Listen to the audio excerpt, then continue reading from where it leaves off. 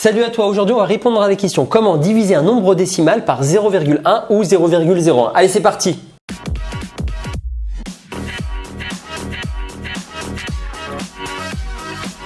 Et bien répondre à cette question, on revient un petit peu à se poser la question, pourquoi diviser par 0,1 revient à multiplier par 10 ou diviser par 0,01 revient à multiplier par 100? Ça, c'est l'astuce que ton prof te donne. Si ce n'est pas le cas, moi je te la donne. Si tu as 32,57 divisé par 0,1, ce que tu fais, tu prends 32,57 et tu vas remplacer le divisé par 0,1 par fois 10.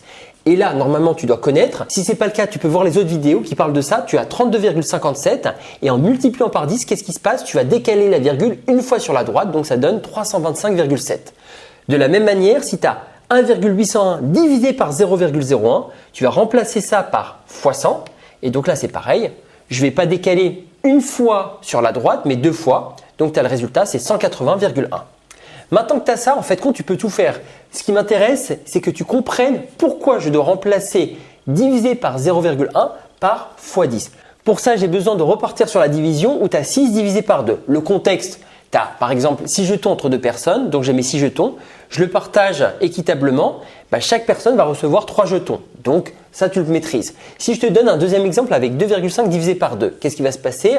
Tu as 2,50 € et tu le partages entre deux personnes. Donc là, j'ai mes deux pièces et ma pièce de 50 centimes. Je vais partager ma pièce de 50 centimes et donc ça veut dire que chaque personne va recevoir 1,25 €.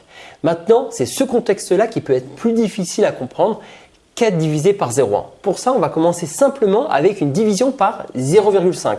Et après, on fera la division par 0,1.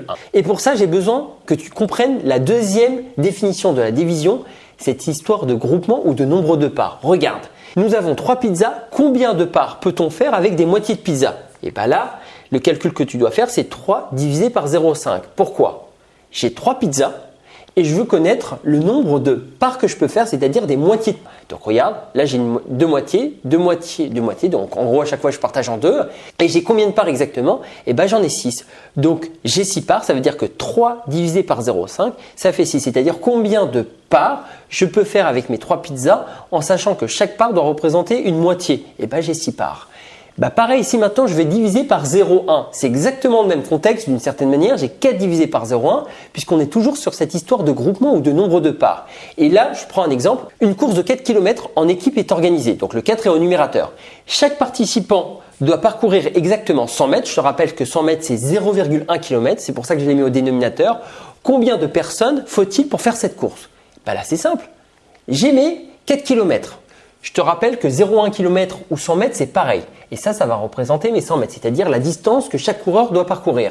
Donc là, le premier va parcourir cette distance-là, le deuxième, le troisième, donc tu as compris. Donc là, j'ai combien de coureurs en tout? J'en ai 40. Donc, il faut 40 personnes pour finir cette course. Donc, 4 divisé par 0,1, c'est égal à 40. Donc, j'ai besoin de 40 personnes pour faire cette course-là de 4 km en sachant que chaque personne va parcourir 100 mètres. Donc, si tu as compris ça, tu vas comprendre ce qui va suivre. C'est-à-dire que d'une unité en multipliant par 10, ça me fait 10. Ça, je pense que tu gères. Maintenant, si j'ai une unité et je divise en 0,1, ça veut dire quoi? C'est-à-dire que je veux connaître le nombre de parts si je partage en dixièmes. Donc, j'ai mon unité que je vais partager en dixièmes. J'ai combien de dixièmes? J'en ai 10.